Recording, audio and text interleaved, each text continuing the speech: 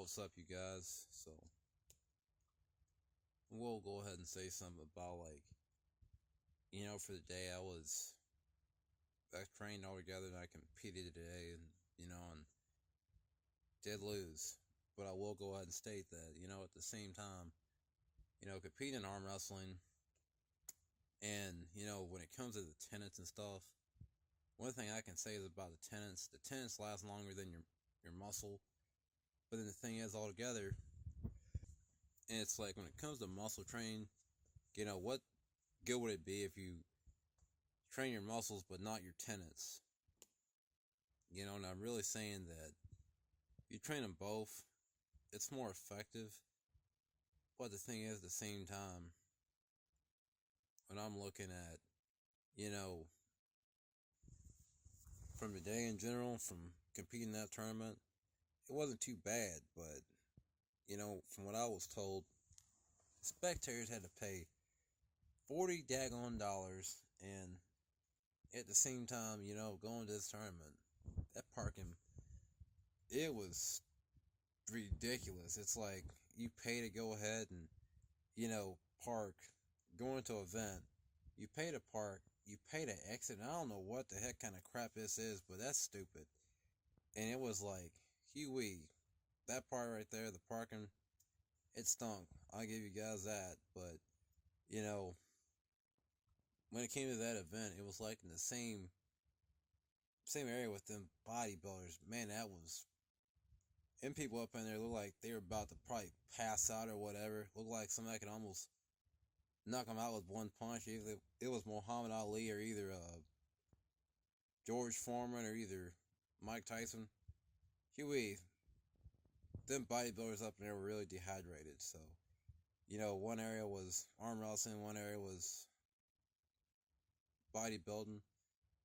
But the thing is, when it came to, going to this event, man, that guy I went against, he had smaller hands than me by like 8 inch smaller than mine. Mine are 8.5 inches. But, from doing all that, and you guys probably might ask, how the heck did I get my hands so big? In general, and how did they grow so big? And it's like, I went to some place before, and you had this guy's like, you can say go into a doctor, and he's like, man, your hands are massive. And, even people look at that, it's just training with grippers in general. That's how I actually did all that. And the important thing about when it comes to your thumb grip in general, that I really would say that standard grippers might help you out. But then the whole thing about it is you want something like this for your thumb and your pinky. Your thumb and your pinky are they have a lot to do with gripping all together, because of heck, it's like, you see how I'm flexing my hands like this? Whenever you're grabbing something, I think the pinky and the thumb take the more of the load, because they have to work a little bit harder and stuff in general just to handle all that. But I really will state that as much as it comes to, the slip outs and stuff in general, hold on to that bite, the clamp, and, and here's the thing about when it comes to Ironman, and this is like a pyramid of stuff in general that really does make a lot of sense. And it's saying, okay, you guys can see the open, the closing, the crushing, the pinch, and the TR and endurance.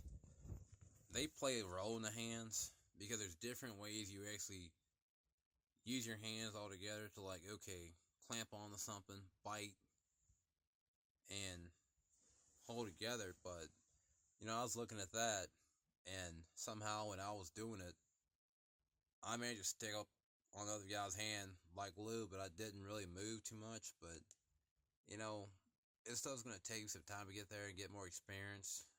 But I don't want to keep the video too long, because, there's different things with arm wrestling. I can even state that when they first started arm wrestling back in the old days, they started out like this on their bellies and arm wrestled.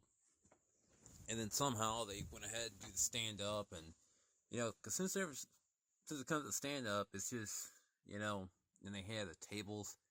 I feel like it became more interesting, but at the same time, whatever you do with your body and joints and stuff, I really do say this as a fact that it's important to have proper rest and recovery and do what you need to do, but you really have to pay attention to the stress load you're putting on your whole tendons, because I swear, and it's like the bone itself and the muscles, they all play a huge role, but then it's like you have to also think about this.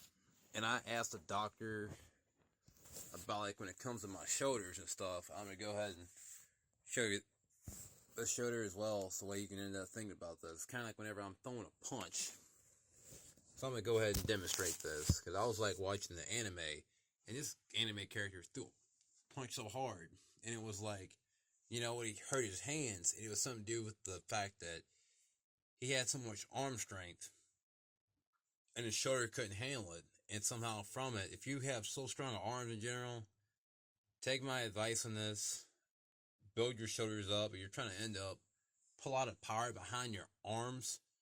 If you don't do that, man, having your arms full stronger than your shoulders, it really does suck. As in, it hurts. It feels very discomfortable altogether.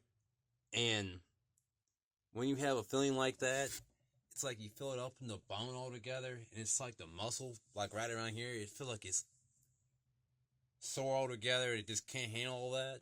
But then when you build it up for a while, I will say, if you ever have pain like that, do a shoulder exercise immediately. Take care of stuff immediately while you can. It's like setting something up. Like if you have something really heavy in your hand and putting the thing down and end up dropping. That's how arm wrestling can feel. But you guys like, comment, subscribe. I'll catch you guys in the next video. That's about it.